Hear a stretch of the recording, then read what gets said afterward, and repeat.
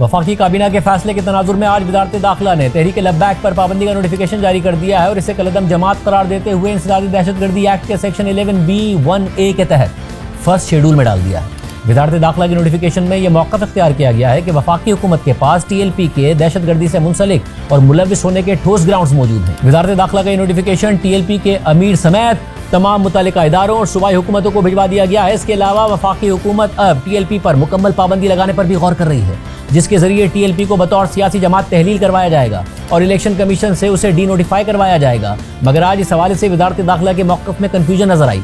पहले नुमाइंदा जियो न्यूज़ मरियम नवाज की ज़राए से खबर सामने आई कि TLP पर मुकम्मल पाबंदी के लिए वज़ारत दाखिला ने कानूनी कार्रवाई का आगाज़ कर दिया है।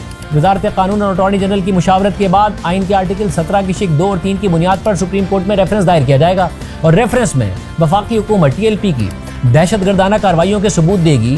फिर सुप्रीम कोर्ट फौजदारी ट्रायल की तरह शवाहिद का जायजा लेकर रेफरेंस पर हतमी फैसला करेगी। ज़राए ने भी बताया कि यह रेफरेंस सुप्रीम कोर्ट में जल्द ही दायर कर दिया जाएगा। मगर फिर यह खबर सामने आई कि वफाकी हुकूमत के मौक़िफ़ में तब्दीली आ गई है। मरियम नवाज ही की खबर के मुताबिक वज़ारत दाखिला की ज़राए ने बताया कि TLP पर पाबंदी के लिए सुप्रीम कोर्ट में रेफरेंस दायर ना करने का फैसला किया गया है। TLP पर पाबंदी आइन के आर्टिकल 17 के तहत नहीं बल्कि इंसदादी दहशतगर्दी एक्ट के तहत लगाई गई है और इंसदादी दहशतगर्दी एक्ट के तहत पाबंदी के लिए सुप्रीम कोर्ट से फैसला दरकार नहीं होता। मगर यह वाज़ेह रहे कि TLP सिर्फ एक तंजीम ही नहीं बल्कि इलेक्शन कमीशन में रजिस्टर्ड एक सियासी जमात भी है और वो बाकायदा इलेक्शन में हिस्सा लेती रही है। पंजाब असेंबली में TLP का एक रुकन भी है। लिहाजा TLP पर बतौर सियासी जमात पाबंदी लगाने या उसे तहलील करने के हवाले से आइन के आर्टिकल 17 और इलेक्शन एक्ट की शिक 212 पर अमल करना होगा, वरना सिर्फ इंसदादी दहशतगर्दी एक्ट के तहत पाबंदी से TLP की सियासी जमात की हैसियत पर फर्क नहीं पड़ेगा।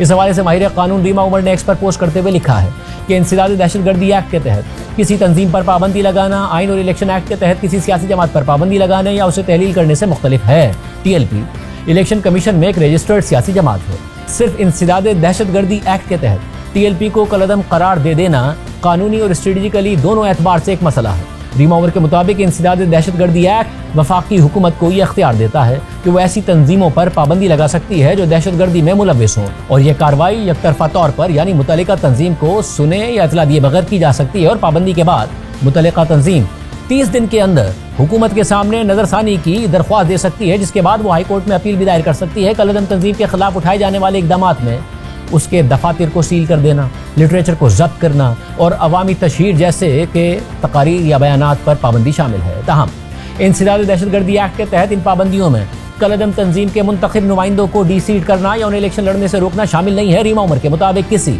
सियासी जमात को तहलील करने का तरीकाकार इलेक्शन एक्ट और आइन के आर्टिकल 17 में दर्ज है, जिसके तहत हुकूमत को पहले यह डिक्लेरेशन जारी करना होता है कि मुतल्लिका सियासी जमात इस तरीके से काम कर रही है जो पाकिस्तान की खुद मुख्तारी या सालमियत के खिलाफ है या वो दहशतगर्दी में मुलविस है। ऐसा डिक्लेरेशन जारी करने के बाद हुकूमत को 15 दिन के अंदर यह मामला सुप्रीम कोर्ट को रेफर करना होता है। अगर सुप्रीम कोर्ट मुतल्लिका जमात का मौक़िफ़ सुनने के बाद हुकूमत के डिक्लेरेशन को बरकरार रखती है तो वो सियासी जमात तहलील हो जाती है और उसके अरकान असेंबली नाअहल हो जाते हैं और वो जमात दोबारा इलेक्शन में हिस्सा नहीं ले सकती। रीमा उमर ने मज़ीद लिखा है कि हुकूमत ये समझती है कि TLP दहशतगर्दी में मुलविस है, इसलिए हुकूमत के लिए ऐसा डिक्लेरेशन जारी करना और सुप्रीम कोर्ट में उसका दिफा करना आसान होना चाहिए। उन्होंने मज़ीद लिखा कि उन्हें उम्मीद है कि हुकूमत ये रास्ता इख्तियार करेगी और सिर्फ इंसदादी दहशतगर्दी एक्ट के तहत सियासी जमात पर पाबंदी लगाने के कानूनी तौर पर मशकूक और बेदिली से लिए गए इक़दाम पर इक्तफा नहीं करेगी।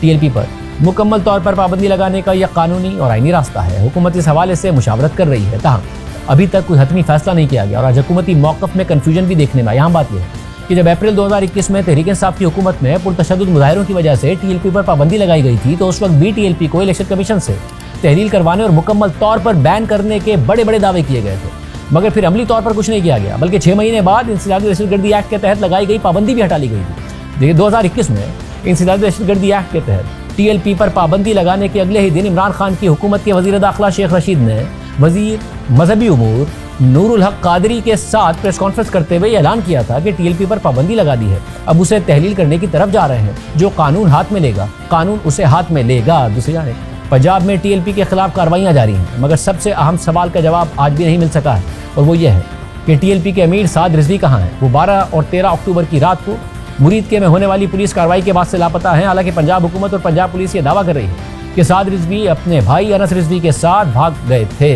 बहुत जल्द दोनों को गिरफ्तार कर लिया जाएगा, मगर अब तक गिरफ्तारी नहीं हुई है। इसलिए ये सवाल भी उठाया जा रहा है कि क्या साद रिजवी और उनके भाई पहले से ही पुलिस या किसी इदारे की तहवील में तो नहीं है। आज आईजी पंजाब डॉक्टर उस्मान अनवर से इस हवाले से सवाल हुआ तो उन्होंने जवाब देते हुए कहा कि वो ना हमारी कस्टडी में है और ना ही किसी इंटेलिजेंस इदारे की कस्टडी में।